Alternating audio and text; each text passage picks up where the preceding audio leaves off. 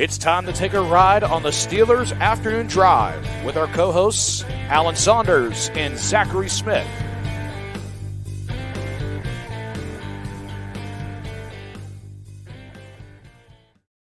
Welcome into another episode of Steelers Afternoon Drive. I'm Zachary Smith. That is Alan Saunders. Alan, what's going on?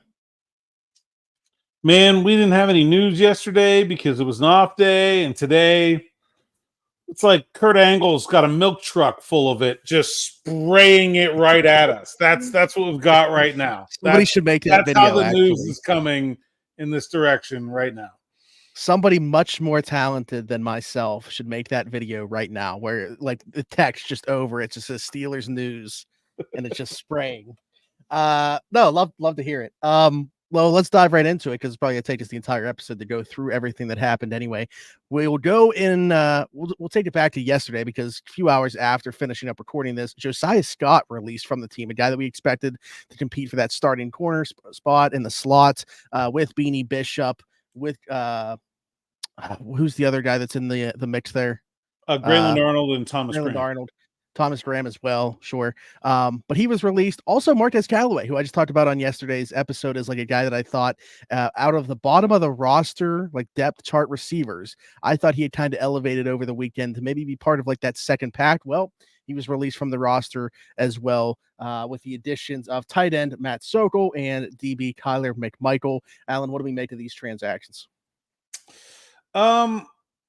Yeah, I mean, so I guess, I talked this morning on the Steelers Morning Rush, which you should check out if you haven't been, is our new 5-minute companion podcast, this with myself every morning, about Beanie Bishop and how he, they're basically giving Beanie Bishop the slot corner job here. Like there's nobody else that I think. Grayland Arnold actually had an interception today. I think he's been pretty good. But I had Josiah Scott on the 53-man roster at the end of minicamp. I think if I had made a 53-man roster yesterday afternoon, I'd have been thinking really hard about whether or not I was going to put him on it. And just they're showing an incredible amount of faith in Beanie Bishop. I think, honestly, this may be a thing where, like, Scott has to be released because he had been passed by Bishop and Arnold on the depth chart.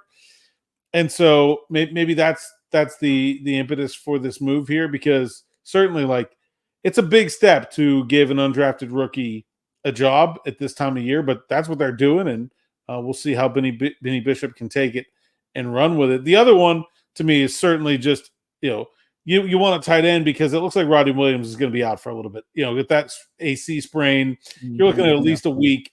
So spending some time without Rodney Williams, they want a fifth tight end. They bring in Matt Sokol, who's been with the Patriots the last 2 years.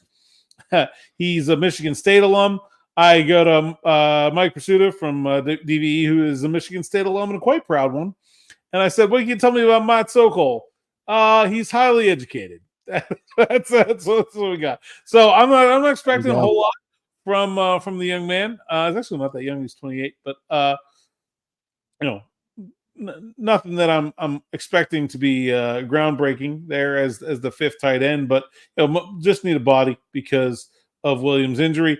Why Marquez Callaway out of that wide receiver room is the real head scratcher, because I'm with you. I thought maybe, I had kind of said coming into training camp, it's like kind of got the top six, and I thought Des Fitzpatrick was really hanging around that top six, but since in the first 4 practices, I thought Callaway was the best guy that wasn't in that top six, and that maybe he was kind of pushing ahead of Fitzpatrick and starting to challenge guys like Scotty Miller and Quez Watkins towards the bottom of that first group, and Roman Wilson even, and so interesting. I don't know if that was another request. You get to the first week of training camp and you're on the third team and say, hey, there's somebody else that could do more with me. Callaway's played NFL games. It's not like he's some UDFA, like guy who is just, happy to hang around. So I think that could be another thing here where he has to leave. But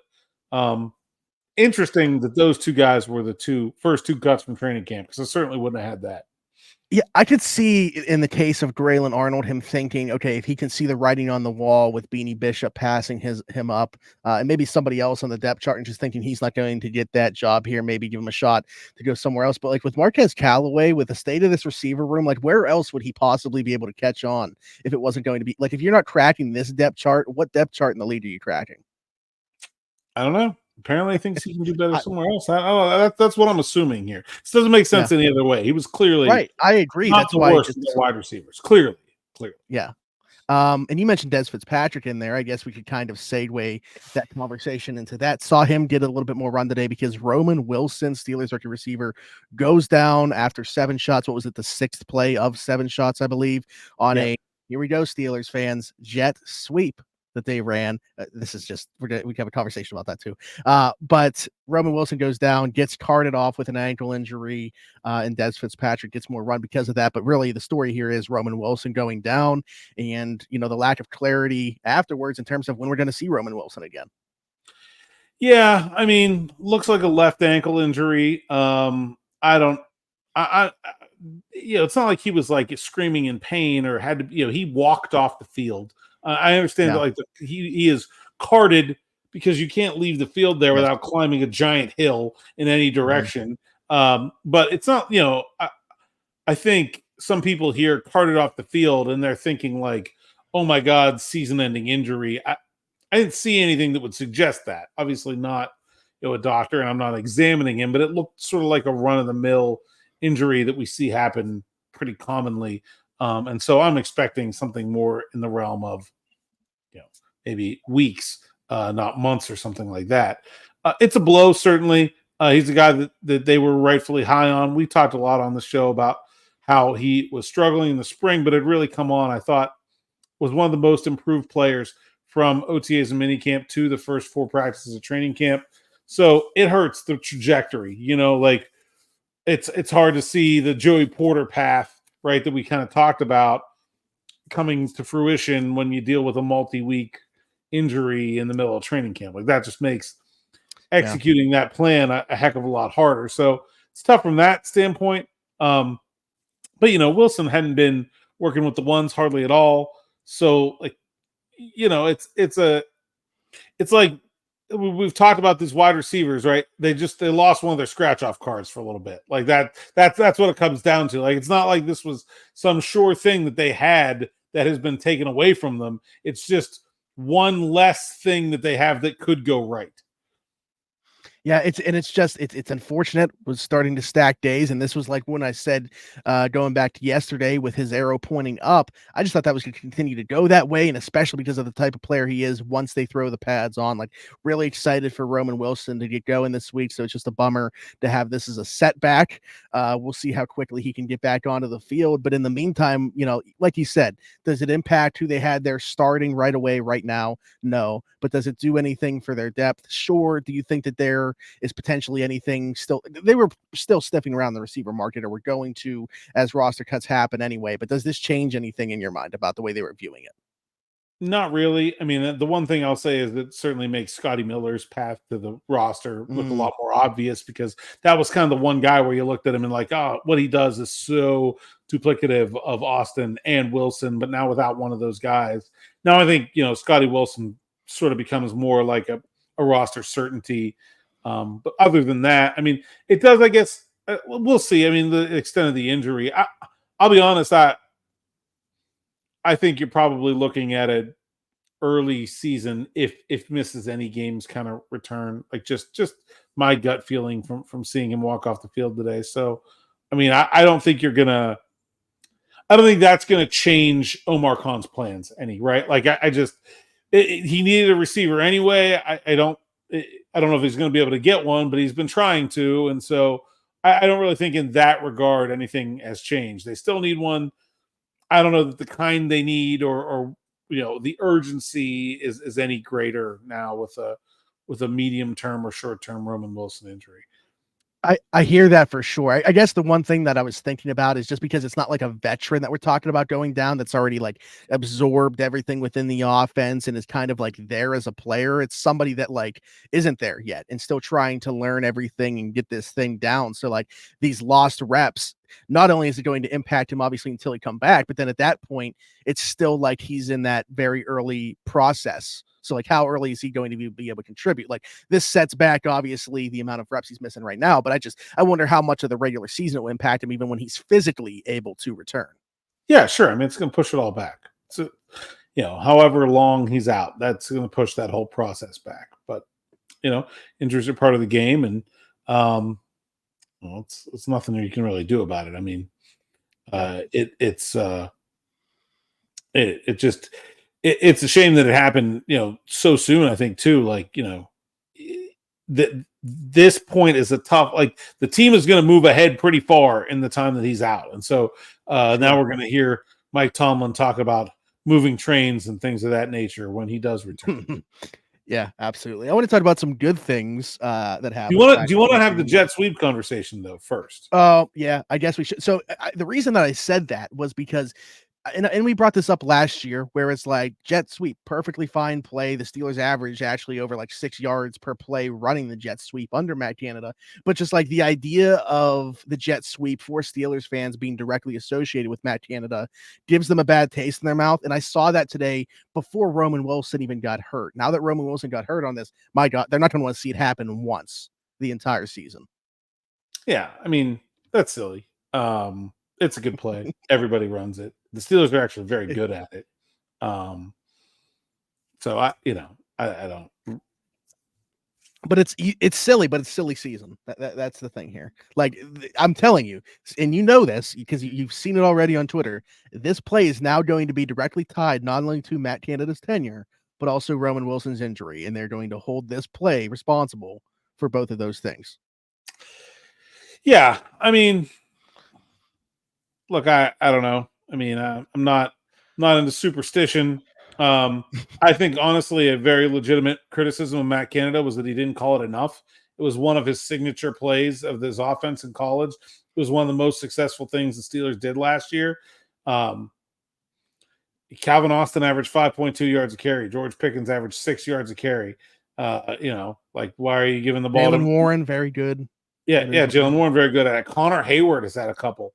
Maybe not last year, but the year before. He won that Raiders game. Steelers fans also directly associate that play for some reason with like Gunnar Olszewski, as opposed to the players that we just mentioned that were successful in doing it. So that's also why. Like it's just every bad thing for whatever reason just gets lumped in to this one play that they were actually good at overall. Gunnar Olszewski on jet sweeps averaged 4.9 yards per carry as a Steeler. That's better than giving the ball to anybody on a regular hand. Yeah, that's not even bad. Play. Yeah, that actually is surprisingly higher than I expected. It's a good play. I know. It's just I don't know why people don't like it. It's a good play.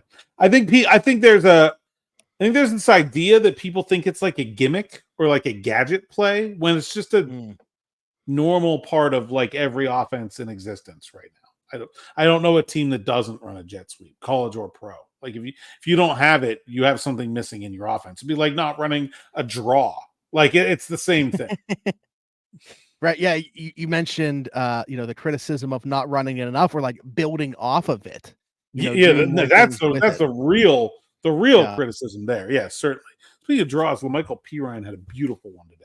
I appreciate a good draw. I think it's an underrated running play.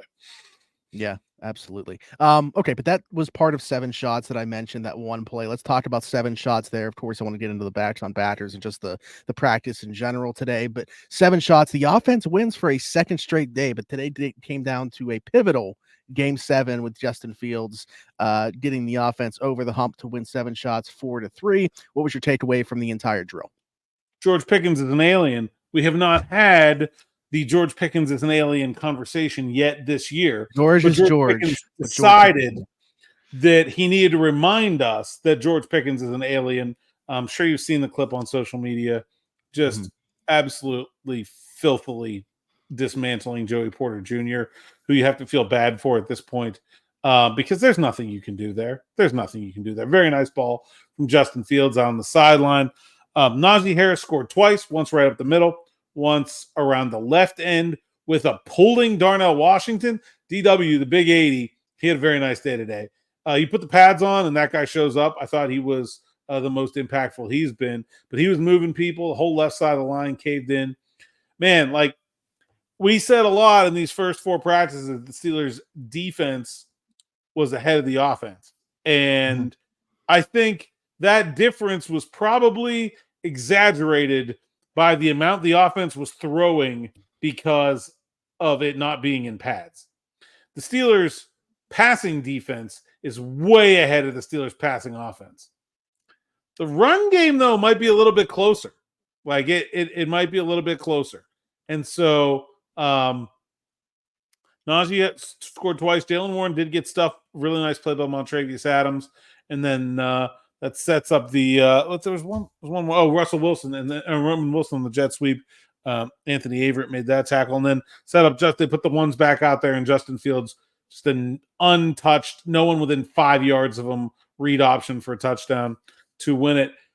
I think in general, the offense was very good today. They won in 7 shots. We're going to talk about the rest of the practice too. This was definitely the best day for the offense. And I don't think it's a coincidence that the pads go on, they start running the ball, this offense starts looking a heck of a lot better. Yeah, we mentioned so from Sunday when the offense won 7 shots, was it like 6-1 the offense won, but yeah. 2 or 3 of those or something were run plays. You mentioned like when it's not in pads, it's almost like a cheat code to do the run play on 7 shots and score on the run. But I feel like that's a little bit different now that the pads are on. In this setting, it might be a little bit different for them to do it that way.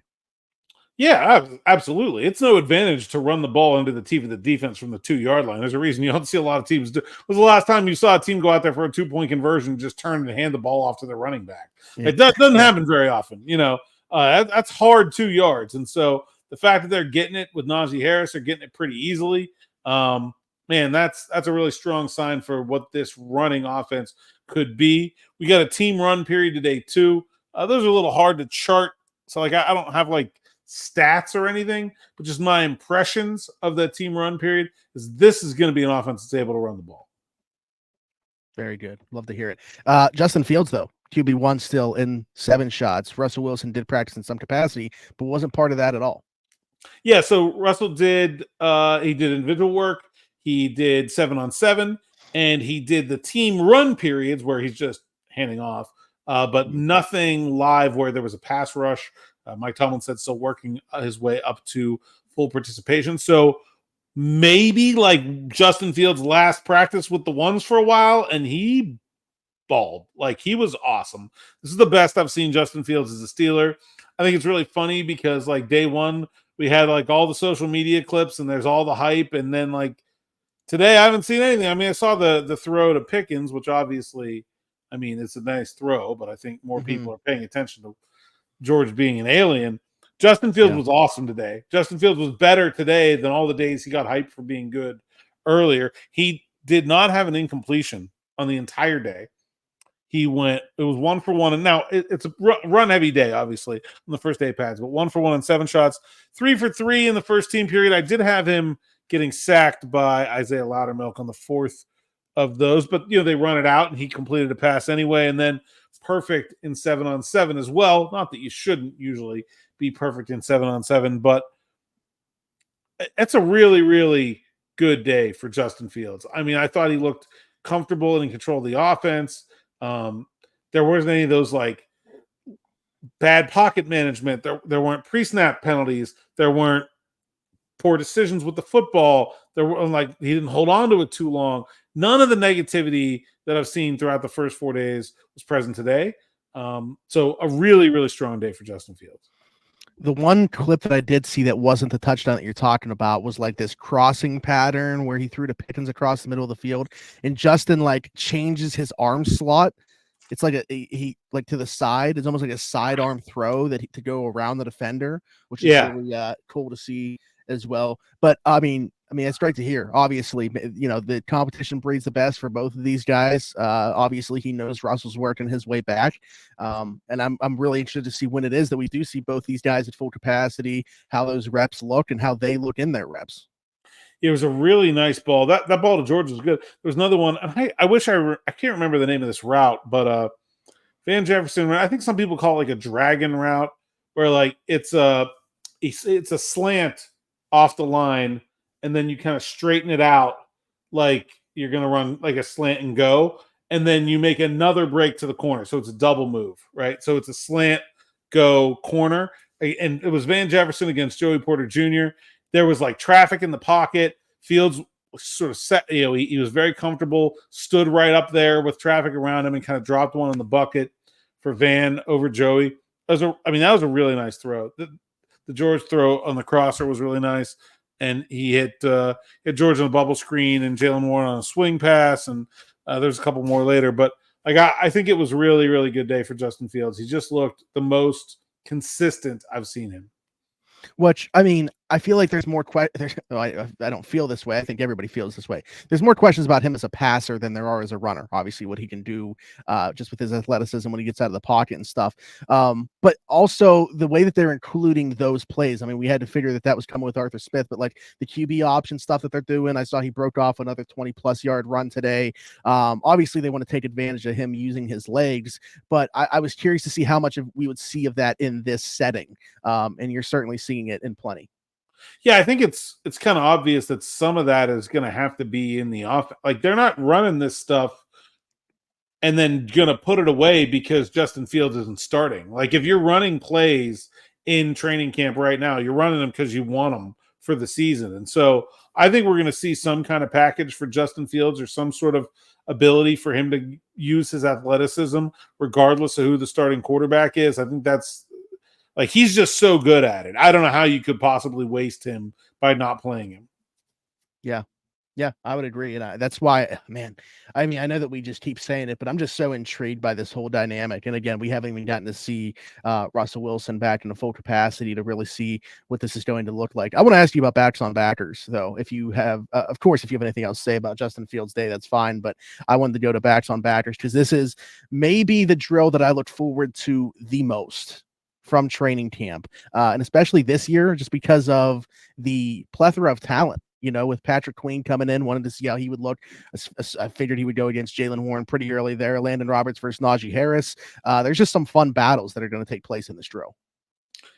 Yeah, I was a little surprised how well the offense did. This is a drill that historically offensive players don't do very well. You know, like you just kind of try to hold your own. Like maybe about the third or fourth rep that I watched, like Pat Freiermuth beat Jeremiah Moon, and it wasn't like a demonstrative beating. Like he didn't like put him on his back. Like, you know, he walled him off pretty good. And Pat gave a little like celebration. Like he was like, yeah. And then the tight ends, after they're done, they go catch passes. And so he kind of walked away and he was like, and then like the rest of the offensive players went out there and they just kept it up. Like there wasn't really anybody that got beat badly that didn't recover. It was a pretty. It was certainly the biggest win for the offense I can remember at backs on backers. Wow. Yeah, I mean, I would say that would surprise me too. I mean, I know that we have running backs that are very good in pass pro, but again, if you look at the linebacker room, that just seems like a drill that they would dominate too. And then, you know, Pat not necessarily known as a guy for his blocking ability. You know, he's trying to improve in that area. But yeah, I mean that's great to hear, and I'm curious to see how that drill progresses throughout camp as well. There was no 90 and no 56, so yeah, there is a bit of those are probably the two best linebackers. So, but yeah, Patrick Queen went up against Jalen Warren twice. I had two wins for Warren. That Warren kind of said he felt like the first one was closer to 50-50. They both said they won each other again later in camp, which I love. Mm-hmm. Warren had two against Peyton Wilson, went 1-1. The second one, he knocked him backwards, man. It was a big hit. And then Najee Harris and Landon Roberts split their reps. E-Rob did finish the period, and I did say E-Rob finished the period because Najee Harris beat him on the first one where they went, and it wasn't like a bad beat, but he stuffed him. You know, I think Roberts tried a little move and it didn't really work. And then the last rep, he just ran him over. I mean, it was just a straight bull rush. And Najee Harris even said to him, he's like, all right, you tried your moves and that didn't work. So you had to go back to old reliable. You know, like and Najee actually, the kind of way he said it was like, okay, if I made you just run me over, like I took your move, and then you had to resort to physical violence to beat me. So that was like a symbolic victory for Najee Harris, even though they go 1-1. And man, Najee was asking for it. It was physical. He was right there in it. That's team starting running back, man. I don't know how many teams out there do the kind of pass rush drill that the Steelers are doing and have a running back out there who's this team starter, who's in a contract year, who's out there like, I want 50 right here. Like good stuff from Najee Harris. I love that. So it sounds like Najee got the best of a Landon, and then E-Rob had to show up to take a Landon's place. That's right. He forced E-Rob to come and win the last rep for the defense. All right. Good stuff. What other takeaways did you have from today's practice? We touched on obviously the 7 shots, backs on backers, obviously went over what Justin Fields did in team periods and stuff, but any other standout players today? We'll go offensive line, defensive line. I talked about this in my practice report. Troy Fautanu, 2 for 1 against TJ Watt. Yeah. The one was a hold. He fell. He like kind of lost his footing. He just fell and tackled him. But I'm looking down the list here of this offensive line, defensive line. Mm-hmm. I got 0 demonstrative like 2-0 defense sweeps here. I got Dylan Cook beating Moon. I got McCormick beating Loudermilk. I got Frazier beating Adams. I got Spencer Anderson beating Leal. I got Herbig got a pretty solid win against Anderson Hardy, and then he went back and beat Fautanu too. Paralis had a 1-1. Outside of Herbig, Kyron Johnson, man, there's not a whole lot of wins for the defense. This offensive line did a really nice job. I was not expecting that. I wouldn't be either. Obviously, I'm just going based off of your eyes, which I do very much trust here, but I would not have expected that this would be, especially like the first day. Like that's the thing for me. Like if you told me the offense gets a win at some point in training camp to this capacity, okay, maybe I could see it. I don't know that I would predict it, but maybe I could see it. Certainly not on day one. Yeah. And so, the only guy I see in here with like clear demonstrative, I think I have Nick Herbig going 3-0. Wow. I think that's the only guy that really just. And you said one of those was against Fautanu, who 1 against Fautanu and 2 against Anderson Hardy. Yeah. Okay. Other than that, man, that's a pretty solid day for the offensive line. And so win 7 shots, run the ball, win backs on backers, win O-line, D-line. And so I asked Justin Fields, the defense talks a lot of crap. And defense is by nature sort of the aggressors in the offense versus defense rivalry that is training camp. But there's a lot of trash talkers on that defense. Deshaun Elliott, even the coaches. I think it starts with the coaches on the defensive staff compared to the offensive staff. It really just starts with Denzel Martin, let's be honest. Outside linebackers coach Denzel Martin is a huge trash talker. Justin Fields said that Arthur Smith can talk some trash too. But he said right now the offense is just sort of enjoying the peace and quiet. Like they shut up the defense today. That's for absolute sure. Is that there was not a lot of trash talking happening throughout today's practice. The defense was quiet. Man. Okay. So now the question that I have, not something that you're going to be able to answer. Obviously, this is rhetorical and we'll get an answer tomorrow. How does the defense respond tomorrow to this? I feel like Tom afterwards was probably calling them out, saying this is the type of day during backs on backers. Tomlin was giving it to Denzel, like you need to be doing more with your guys over there. Like, yeah, it's real. It's real. Jeez. All right. So yeah, let's see how the defense responds tomorrow and how they answer this challenge that was presented to them in the moment while practice was still going on, but certainly afterwards, having time to reflect on it and stuff. I'm curious to see what tomorrow looks like. I am too, man. Fired up. Can't wait. Anything else that you took away from today's practice? Whether it was I can't believe we got through all that news in 30 minutes. So, very nice job. It's almost like we're okay at this. Depends on who you ask. The comments of the show will say absolutely and also absolutely not simultaneously. Yeah, so I'm sure. But you got to have that. Nothing else then? No, man. I think that's it. There we go. All right. Well, other than back at St. Vincent College tomorrow and whatever Airbnb you are currently put up at, nice looking. Where can I find you? It is. It's tracked. Yeah. You know what? Now that I'm looking at it, I don't know why I thought originally I asked where you were as if it was like somewhere like in the facility that I would be able to like point out. I don't know. Like, could you imagine that like painting or like those pieces of art for whatever reason being? There is a bunch of random art in the Rogers Center, but no. Yeah. I don't know what I'll be tomorrow, and back at practice. as long as the weather holds off. We got very lucky with the weather today. Yeah. All right. Well, tell the people they can find you.